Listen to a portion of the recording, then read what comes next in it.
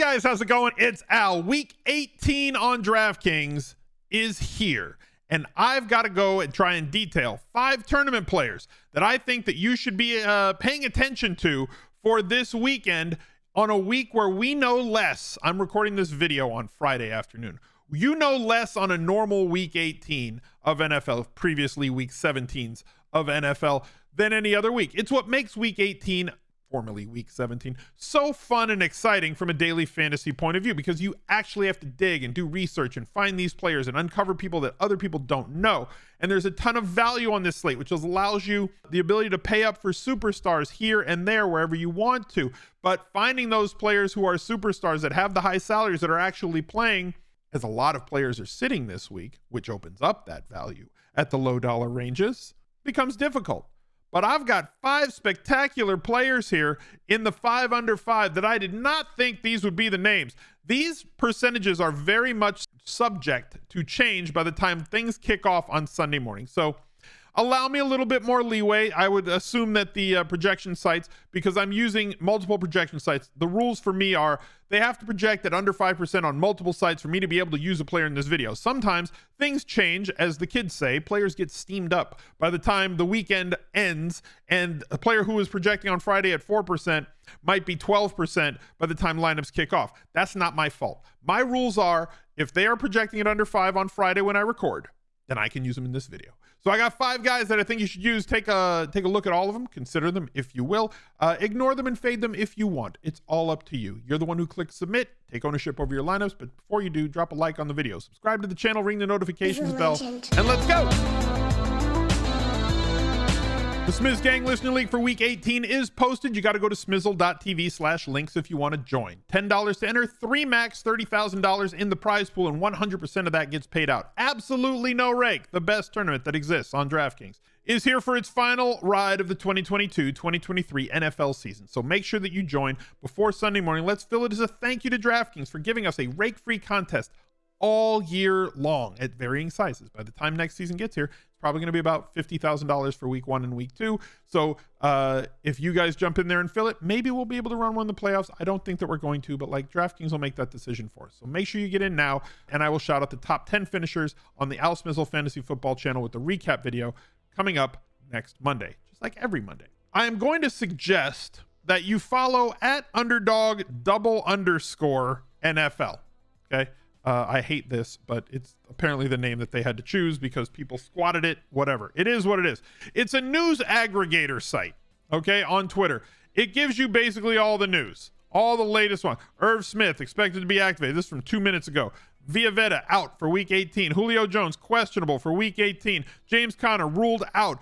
This slate is very much a moving target. So giving yourself the best information and the most up-to-date information on actives and inactives, on starters and non-starters, is available to you on your Twitter feed with a ticker. You can even set alerts for it if you want to, so it'll push those notifications right to the front of your phone instead of just existing in the app. You'll get a notification or ping every time news breaks on an NFL player. Also, right here in their pinned comment is their week 18 primer. Definitely go read this article to help you with playoff seeding and incentives and contracts and everything else, to give yourself the most up-to-date list of everything that is happening on this week's slate, because it is such a moving target and so highly variant with so many things and so many moving parts.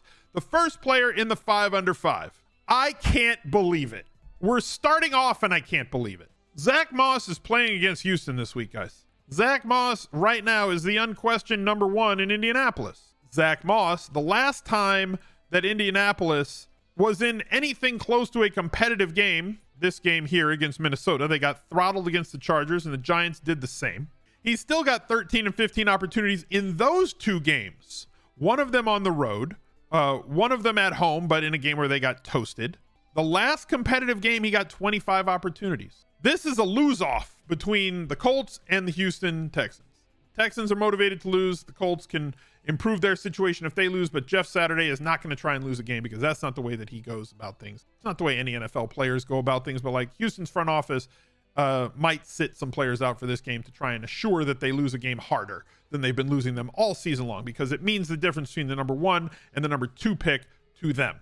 They have not been able to stop the run. They've allowed the most opponent rushing attempts on the season at like 28 per game. They have also allowed over 5.1 yards per carry against. Zach Moss has not ever been an inefficient runner of the football. He breaks off yards in chunks. Against the Giants, 4.9 average yards per carry, 5.4 against the Chargers. Against Minnesota, he was less efficient, but still got 25 opportunities. This game is a 2-point swing either way. In a close and competitive game at 5,200 against the Houston Texans and at home, while favored, you have a 5-box running back that's projecting at exactly 5%. So I get to use him in this video. I'm shocked. I figured he would be somewhere around 12 to 15%. Comes in at 5 Friday morning when I do my list for this show. So like, here it is. Zach Moss at 5,200, easy. Volume, big time upside against a terrible opponent versus that position. And it allows you to stuff in whatever studs you want into a cash game or a tournament lineup. Rhamondre Stevenson, 6,700 against Buffalo, a game that they are, 7.5-point underdogs in this one. We know how useful he has been to us all year long in the passing game. He had a down game last week in terms of both opportunities and scoring output. Bad scores in 2 of the past 2 games, projecting at 3%. There aren't that many running backs really to choose from, like where we know. So like, you know, like that they have talent, that they do have 20+ point upside, averaging 15.2 on the year. We've seen him post many games between 20 and 30 DraftKings points and playing from behind in a game script that does benefit his particular skill set and the way that this team calls plays when they do play from behind. And Rhamondre Stevenson is under 5%. Say goodbye to AJ Brown. So I've got 6 players for you today because today is AJ Brown's retirement ceremony. We are putting him up in the rafters right next to Nick Chubb. You will never hear me say AJ Brown in a 5 under 5 video again. His name is in the Ring of Honor right next to Nick Chubb's. I'm not allowed to use Nick Chubb. I am no longer, after this video, allowed to mention AJ Brown in a 5 under 5. Big salute to you. You have won us a couple of tournaments, a couple of weeks being in this. I think it's like 4 out of the last 5 weeks that he's shown up in this video. Now you might say, aren't you afraid? First of all, stop saying that. Aren't you afraid that the Philadelphia Eagles are going to sit anybody this week? Hell no. They have to win this game. If they win this game, they get the number 1 seed, a bye week, and playoff home field throughout. But what if they're up like 40-0 and then they sit guys? If they're up 40-0, then they've scored a few touchdowns. If they've scored a few touchdowns, odds are that AJ Brown has at least one of them. So I'm more than willing to take a shot on AJ Brown in tournaments when he projects at under 5%. Yet again, he's at 4% right now against a New York Giants defense. Let's say a New York Giants team that is projecting to sit a lot of their starters because they are already locked into where they're going to be in the playoffs. Them and the Buccaneers are sitting basically everybody. So AJ Brown, there's your freebie. He's under 5. Last time I could say his name in a 5 under 5. Big salute to you, sir. Thank you very much for your service this year. Now the other 3 guys, Jeudy, 6,300 playing against the Chargers, who may sit everybody. If the Ravens lose their game, right, and Cincinnati motivated to win that game, it's not like Cincinnati's going to be sitting players. Cincinnati has to win that game too, because if they don't, if the Ravens win, Cincinnati is likely to be in a coin flip situation, A, for their wild card home field. B, if the Bengals win that game and they play either of the, I think, the Chiefs, or you can correct me on this one if you want to, the Chiefs or the Bills in the AFC Championship game, should they get there, that game now goes to a neutral site. So they are heavily motivated to win that game. And if they win that game, the Ravens lose that game, that means the Chargers will rest starters. Jeudy already on a hell of a tear volume-wise with 9, 8, 10, and 8 targets the last 4 weeks. Under 5% at home in a game where they can end the season on a high note with Hackett out the door, an interim coach who wants to win games, players who are playing for their next contracts, and also a situation where Denver's not motivated to lose. They don't have their first round pick. So like, even if they lose this game, that's just better for Seattle. They ain't trying to lose. So they're going to get out there and give their best effort. And that right now means a lot of volume pumping through Jeudy, and he's projecting it under 5%, like 2%. CeeDee Lamb. I must be missing something. I don't think that the Cowboys are going to sit people. If the Cowboys sit them, don't play CeeDee Lamb. Right now, with the Cowboys, the 49ers, and the Eagles all playing at the same time, kickoff at 4:25 Eastern time. If the 49ers and the Eagles lose, highly unlikely scenario, I know. The Cowboys would probably be best to sit their players. Washington is playing their backup quarterback. They're already without Brian Robinson in this game. They're missing multiple pieces and multiple parts. So it's a question of where the volume's going to go. But CeeDee Lamb, based on what the coach and the owner have said, Jerry Jones is like, we are definitely playing everybody. We are going to win this game.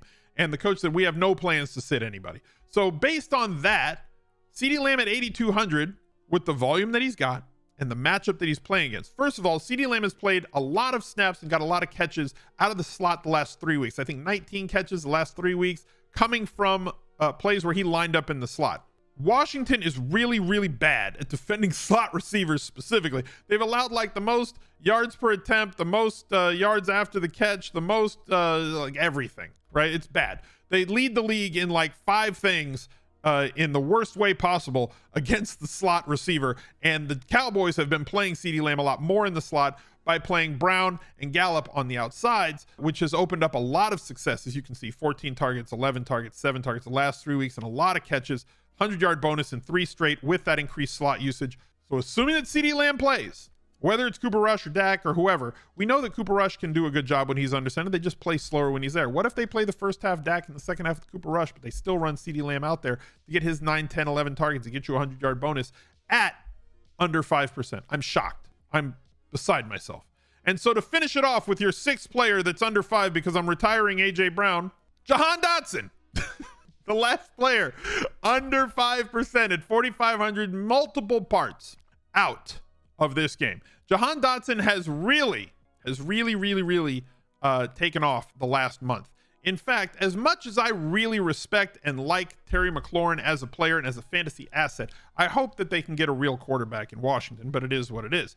Jahan Dotson has out-targeted, out-caught, and out-yarded Terry McLaurin, who also is under 5% this week, by the way. Both are fine plays for this video. Just basically the Washington wide receivers as they project to play from behind in this game. There's going to be a lot of shorter passes. There's still upside based on their skill set, but Jahan Dotson comes in at 4,500, is in a very good situation in terms of being a release valve with touchdown upside and a high floor, high ceiling combination. So thank you guys for watching. Look out for another video right there. Legend.